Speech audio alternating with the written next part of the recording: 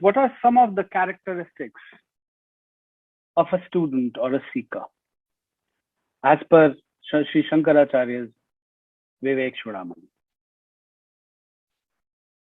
The first thing that he says is that the student must have Vivek, the capacity or the power to make a discernment. And what kind of discernment is he talking about? He's talking about nithya-anithya vastu vivek. What is eternal from what is time bound, the distinction. The discernment between what is eternal from what is time bound. An important condition. In our knowledge pursuit, many of us are blessed with this pursuit, from time to time. We begin to understand after attaining certain maturity that whatever we are doing, whatever we are engaging in, after a certain point in time is going to disappear. It is going to come to an end. Whatever we are doing on this planet is ephemeral. It is transitory. It is not long lasting. This kind of feeling or understanding usually happens, when one experiences the death of a significant one or the collapse of a significant relationship. We begin to inquire, into these questions. What is real? What is eternal? Is there anything which is eternal, or everything is time bound? Is everything transitory? Is everything ephemeral? And so on and so forth. So the first condition. The second condition, which is interrelated with the first one, is vairagya. When there is a certain kind of detachment that occurs, one does not feel involved in day-to-day activities.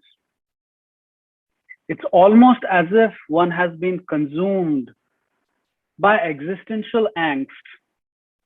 One is removed from day-to-day activities. And Sri Shankaracharya says that in fact, all yogis say that when a condition like that appears, then that condition should be nurtured and fostered for a certain period of time. In vairagya, what also happens is that consciousness, which is naturally oriented on the outside, begins to turn inwards. So instead of seeking knowledge on the outside, one begins to look within. One begins to explore within. And gradually, one begins to find out that there's a lot to learn about oneself. It's a whole different book that basically opens up. And then there are 6 different psychological characteristics that are described.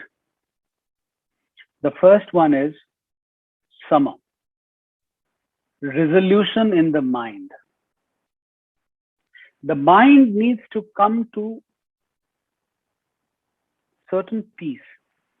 It needs to find peace within oneself and needs to take a resolve in that the seeker has to find out what the truth is, what the eternal reality is, the appearance of which began with the question as discussed in nithya-anithya Vastu Vivek. This process is very progressive, if you will,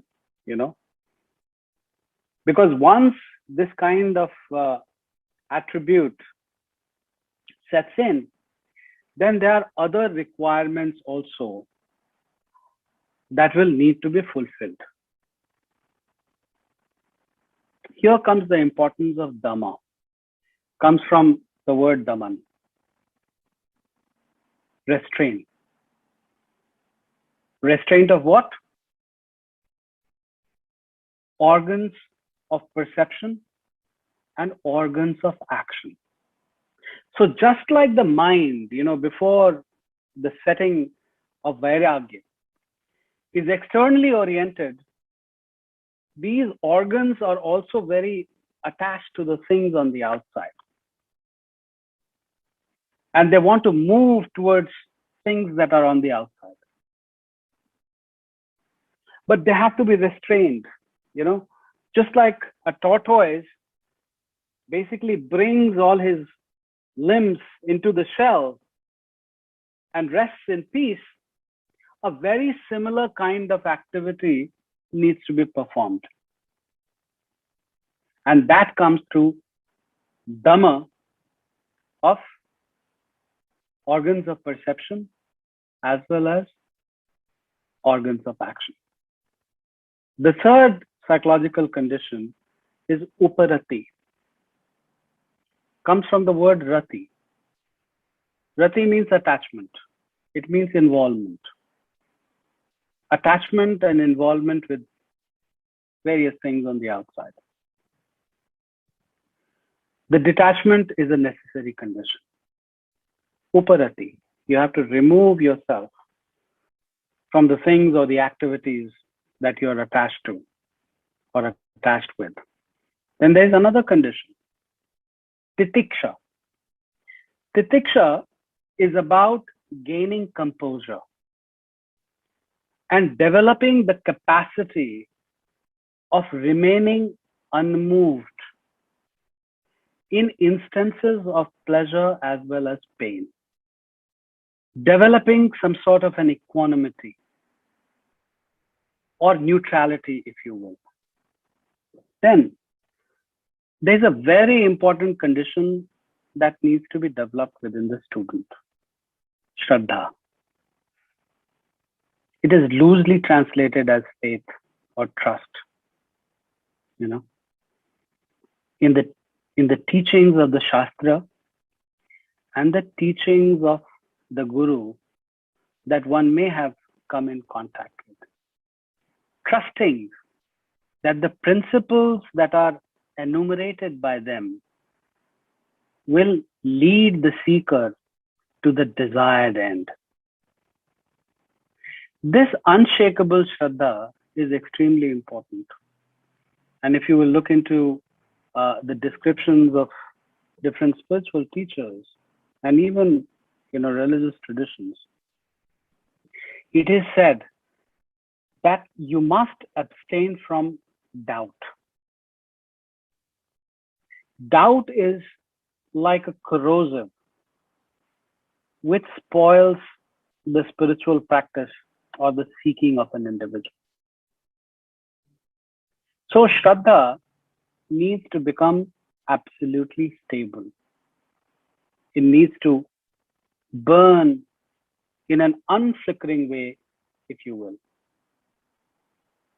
And then the last psychological condition is one of samadhan, a complete resolve and resolution in the mind.